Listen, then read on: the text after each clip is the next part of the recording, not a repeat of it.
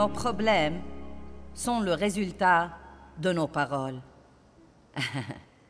Écoutez-vous vraiment ce que vous dites ou écoutez-vous ce que disent les autres? Car j'ai écrit sur cette question et je l'ai étudiée très attentivement pendant les 2 dernières années. J'ai prêté attention à ce que disent les gens autour de moi. Une des choses que les gens me disent tout le temps, « Joyce, je t'aime à mourir. J'aimerais mieux que vous m'aimiez et que vous restiez vivant. Vous savez, pourquoi sommes-nous tellement fascinés par « Je suis mort de rire. Je t'aime à mourir. Oh, croyez-moi, ça a failli me tuer. » Nous ne devons pas dire des trucs comme ça. Si nous croyons que nos paroles sont importantes, nous devons faire attention. Donc, regardons Nombre 21, 4 à 7.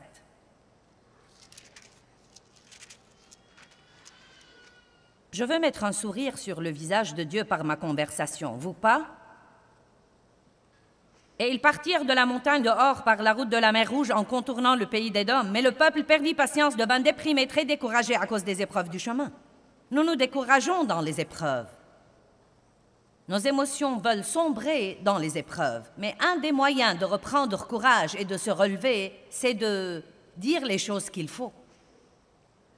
Ce que vous dites dans les épreuves est probablement une des choses les plus importantes dans votre vie. Et le peuple parla contre Dieu et contre Moïse. « Pourquoi nous avez-vous fait monter d'Égypte pour que nous mourions dans le désert? Car il n'y a ici ni pain ni eau, et nous détestons cette manne de misère méprisable, fragile. » Combien était-il excité d'avoir cette manne quand elle est descendue? « Oula! Regardez-la! Une nourriture qui descend du ciel! C'est stupéfiant! » Nous devons rester stupéfiés et non pas être stupéfiés pour quelques instants quand Dieu fait quelque chose de grand. Nous devons rester stupéfiés par les grandes choses que Dieu fait. Plus vous êtes stupéfiés, plus vous serez plein d'espoir. Le peuple a parlé contre Dieu et contre Moïse. Nous détestons ce pain, nous ne sommes pas heureux. Écoutez. Alors le Seigneur envoya contre le peuple des serpents brûlants qui le mordirent, et il mourut un grand nombre de gens en Israël. Le peuple vint trouver Moïse en disant « Nous avons péché. » Maintenant, pouvons-nous être un peu plus intelligents que ça? Devons-nous attendre que les serpents nous mordent et que nous ayons toutes sortes de problèmes dans notre vie parce que nous continuons à ouvrir une porte par les murmures et les plaintes alors que nous devrions louer et remercier Dieu? Allez, je veux voir de grands sourires en ce moment. Et le peuple vint trouver Moïse en disant « Nous avons péché en parlant contre le Seigneur et contre toi, Moïse. Prie le Seigneur pour qu'il éloigne de nous les serpents. » Et Moïse pria pour le peuple.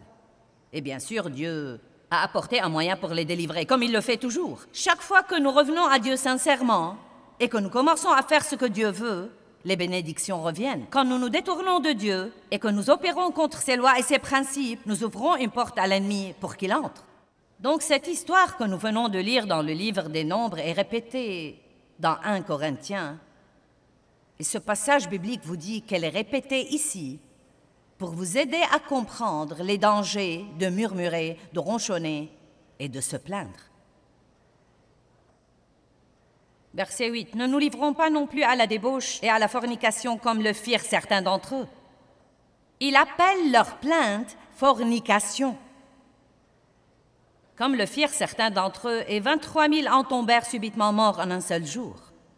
Ne tentons pas non plus le Seigneur, nous ne devons pas éprouver sa patience et devenir une épreuve pour lui et l'évaluer de façon critique et exploiter sa bonté, comme le firent certains d'entre eux et des serpents venimeux les firent périr. Et ne murmurons pas comme murmurèrent certains d'entre eux et l'exterminateur les fit périr.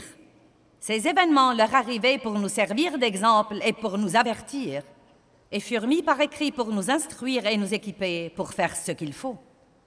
Dieu a mis en moi une crainte révérentielle à l'égard des plaintes. Et de temps en temps, ça me fait du bien d'avoir un bon rappel. Parfois, j'ouvre Philippiens, je lis ces versets. Ne murmurez pas, ne ronchonnez pas, ne vous plaignez pas.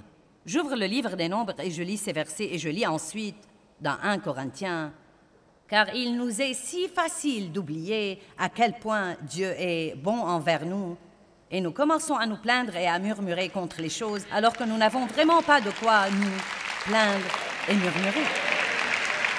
Amen.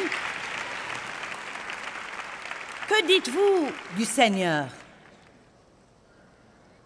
Psaume 91, 1 et 2 dit « Celui qui demeure sous l'abri du Très-Haut repose à l'ombre du Tout-Puissant, dont la puissance ne peut être assaillie par aucun ennemi. Je dis du Seigneur, il est mon refuge et ma forteresse, il est mon Dieu. Sur lui je compte et en lui je me confie, il est mon Dieu en qui je m'assure. » Que dites-vous du Seigneur?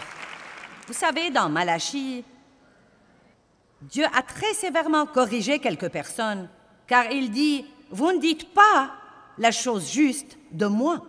Vous dites que c'est en vain que l'on sert Dieu, que l'on ne gagne rien à servir Dieu. » Et c'étaient des personnes à qui Dieu avait fait de grandes choses dans leur vie. Mais maintenant, Dieu n'allait pas assez vite pour eux. Ils devenaient donc grognons. Eh bien, ça ne sert à rien. Ça ne sert à rien. Je donne mon argent, j'ai été fidèle dans la dîme et les offrandes, mais rien de bon ne m'arrive.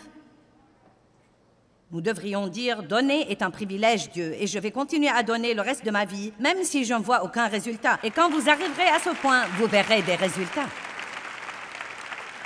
Je ne crois pas que nous devrions faire ce qu'il faut juste pour avoir un résultat. Je crois que nous devrions faire ce qu'il faut parce que c'est juste. Et quand votre cœur est juste et que vous faites ce qui est juste parce qu'il est juste, vous aurez certainement un bon résultat, mais ça viendra au bon moment, pas mon moment, pas votre moment, mais le bon moment. Et ce que nous devons faire pendant que nous attendons, c'est quoi? Ne pas nous plaindre. Nous devons continuer à rendre grâce à Dieu. Et quoi? Le remercier parce qu'il travaille dans nos vies. Dis toujours, Dieu, je te remercie de ce que tu travailles dans ma vie. Savez-vous que Dieu garde un livre de souvenirs selon Malachie? Et qu'il entend ce que disent les gens et enregistre les conversations qu'il aime bien. Je vais vous le montrer. Malachie 3. Dieu a-t-il pu enregistrer vos conversations aujourd'hui? Et au déjeuner d'aujourd'hui? Eh bien, vous vous êtes probablement bien comporté au déjeuner d'aujourd'hui, surtout si vous étiez ici ce matin. Et au déjeuner de la semaine passée, comment c'était? Malachie 3,13. Vos propos sont durs à mon égard, dit le Seigneur. Et vous dites, quels propos avons-nous échangés contre toi? Vous avez dit, c'est inutile de servir Dieu. À quoi bon avoir gardé ses observances et marché dans le deuil devant lui? Écoutez le verset 16. Alors ceux qui craignent le Seigneur se parlèrent l'un à l'autre. Savez-vous que ceux qui ont une crainte révérentielle de Dieu parlent différemment de ceux qui ne l'ont pas? Regardez-moi, je veux vous dire quelque chose. Dieu entend toutes les paroles que nous disons.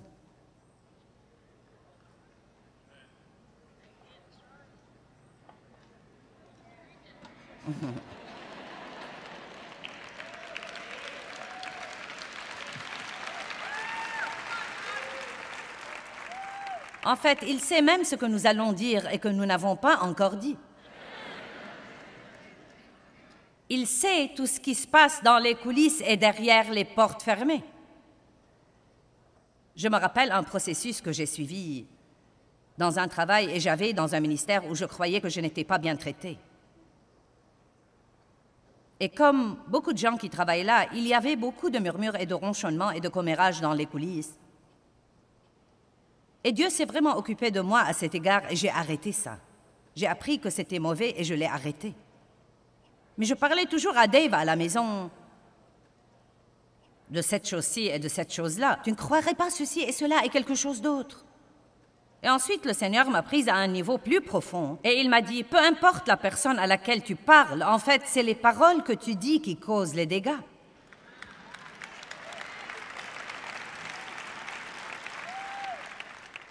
Eh bien, certains comprennent ça. Je peux sûrement parler à quelqu'un dans ma famille. Eh bien, est-ce plus juste de se plaindre à quelqu'un dans votre famille qu'à quelqu'un au travail? Est-ce que tu me dis que je ne peux parler à personne? Oui, vous pouvez parler à n'importe qui, mais trouvez quelque chose de convenable à dire si vous voulez que votre vie soit bénie. Et vous savez quoi? Il y a même un moyen de parler de nos problèmes d'une façon positive. Nous pouvons apprendre à dire, vous savez quoi, ce n'est pas facile pour moi et c'est un défi, mais je crois que Dieu travaille et je crois qu'il a un but dans tout ce qu'il fait et je veux venir à bout de ça et garder une bonne attitude et voir ce que Dieu va faire. Je ne veux pas me plaindre et rester dans ma situation. Je veux louer et faire des progrès. Quand Paul et Silas étaient en prison à minuit, ils ne se plaignaient pas à minuit. Ils adoraient et louaient Dieu à minuit. Et probablement à minuit, ils ne s'attendaient pas à ce que les portes de la prison s'ouvrent brusquement. Ils se disaient dans leur pensée naturelle, c'est trop tard pour ça, nous ferions aussi bien de louer Dieu toute la nuit. Et effectivement, ils ont eu un exaucement. Je crois qu'un peu plus de louanges et peut-être un peu moins de demandes nous apporteront beaucoup plus d'activité dans nos vies. Le fait de se plaindre est un péché et il ouvre beaucoup de portes à l'ennemi. Et je veux vous encourager. Vous ne croyez peut-être pas que vous vous plaignez tant que ça.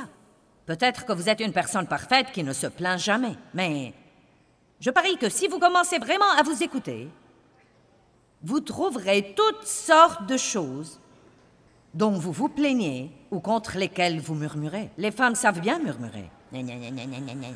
Vous savez, ces petits trucs à voix basse. Vous avez demandé à vos enfants, arrêtez de vous en plaindre. Vous avez voulu un mari, arrêtez de vous en plaindre. Allez les mecs, vous avez voulu une femme, arrêtez de vous en plaindre. Vous avez voulu une maison, ne vous plaignez pas de devoir la nettoyer. Vous avez voulu cette voiture, ne vous plaignez pas quand vous devez faire les paiements. Vous avez mangé le plat, arrêtez de vous plaindre parce que vos hanches sont plus grandes maintenant.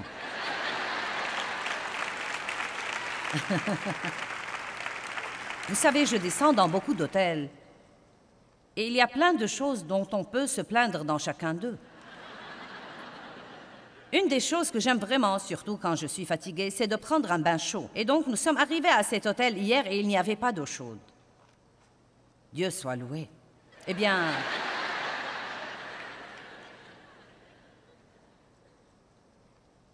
nous avons bricolé avec ça. Nous avons appelé quelqu'un pour venir le réparer et effectivement, avant qu'il n'arrive, l'eau chaude était là. J'ai dû donc le rappeler et lui dire de ne pas venir. Je ne saurais vous dire combien de fois nos clés ne tournent pas dans les serrures. Et je devais m'asseoir dans le hall après avoir prêché toute la nuit pour attendre que quelqu'un vienne. Et ça devient presque une plaisanterie. Ça commence à devenir en fait presque comme ça. Je sais ce que tu fabriques, diable. Tu ne m'auras pas. Je vais rester heureuse. Je vais m'asseoir ici et rester heureuse. C'est quelque chose que nous devons faire exprès. Ce n'est pas quelque chose que nous devons attendre d'en avoir envie. Tout le monde verra des choses qu'il n'aime pas arriver dans sa vie et ce n'est vraiment pas agréable. Tout le monde. Il se peut que quelque chose que vous n'allez pas aimer arrive ce soir. Et bien que vous écoutiez ce message, vous serez tenté de murmurer. Eh bien, croyez-moi, au lieu de cela, ouvrez votre bouche et dites « Dieu, j'ai compris. Je veux réussir à ce test. Je vais réussir à ce test parce que je ne veux pas le passer encore et encore et encore et encore et encore. » Il y a des gens ici dans cette salle ce soir, je suis sûre, qui, si vous êtes sincère avec vous-même, vous avez causé de grands dégâts à votre vie. Non pas que vous ne puissiez pas vous en remettre, parce que vous pouvez, mais vous avez causé de grands dégâts à vos relations, à votre vie. Vous avez perdu des amis, perdu des relations, vous avez perdu des emplois, simplement parce que vous n'avez pas contrôlé vos paroles. Et il est temps de changer. Tout le monde peut être pardonnable, mais une fois que nous comprenons et que nous savons que ce que nous faisons est mauvais, je peux vous dire la vérité. C'est un peu dangereux de venir à une réunion comme celle-ci. Vous dites. Pourquoi? Parce que quand vous êtes ignorant, vous avez une sorte différente de grâce que quand vous avez la connaissance et que vous faites ça de toute façon. Celui donc qui sait faire le bien et ne le fait pas commet un péché. Donc vous étiez peut-être désorienté sur ce plan. Eh bien, je ne savais même pas que c'était un grand problème. Eh bien, je vous déclare maintenant que c'est un très grand problème. Un problème énorme, très grand, numéro 1. Vous savez, nous cherchons parfois tous ces grands, mauvais, méchants démons dans notre vie. Eh bien, le diable est ceci et le diable est cela. Je vous dis que vous pouvez avoir un exaucement énorme dans votre vie, juste si vous arrêtez de murmurer et de vous plaindre. Observons un jeûne. Abstenons-nous de toute plainte. Engageons-nous à un jeûne de 30 jours et ne nous plaignons pas du tout pendant 30 jours. Et peut-être qu'à la fin de ces 30 jours, nous aurons une nouvelle habitude.